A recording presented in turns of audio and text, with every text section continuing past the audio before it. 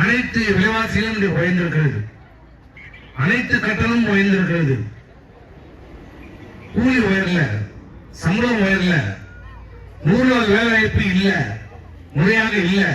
150 நாள் தரனாரு, 100 நாள் கூட இல்ல. வேலை செய்தா 10 நாள் வேலை செய்த 10 நாள் கூட பணம் வரல.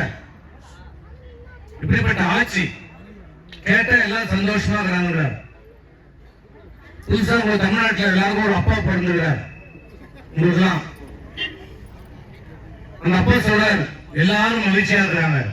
தமிழ்நாட்டில் இந்த திமுக ஆட்சி எல்லாரும் சந்தோஷமா இருக்கிறாங்க, மகிழ்ச்சியா இருக்காங்க. எல்லாரும் மகிழ்ச்சியா இருக்கீங்களா? சந்தோஷமா இருக்கிறீங்களா? விவசாயிகள் நல்லா இருக்கிறீங்களா? அவர் சொல்றார், இன்றைக்கு இந்த அரசு மக்களை பற்றி சிந்திக்கவில்லை, தாய்மார்களை பற்றி சிந்திக்கவில்லை, விவசாயிகளை பற்றி கவலை இல்லை, மாணவர்களை பற்றி கவலை இல்லை. அவருடைய ஒரே சிந்தனை தான் குடும்பம், ஒரு குடும்பம் மட்டும்தான் இன்னைக்கு வாழ்ந்து. கோபாலபுரத்து குடும்பம், கருணாநிதி குடும்பம், ஸ்டாலின் குடும்பம், உதயநிதி குடும்பம், கனிமொழி குடும்பம், சம்பரீசன் குடும்பம். இதை தவிர இன்னைக்கு தமிழ்நாட்டில் யாரும் நல்லா இல்லை, சந்தோஷமா இல்லை, மகிழ்ச்சியா இல்லை. அதை இந்த அரசை அப்புறப்படுத்த வேண்டிய காலம், தூக்கி எறிய வேண்டிய காலம் நெருங்கிக் கொண்டிருக்கிறது.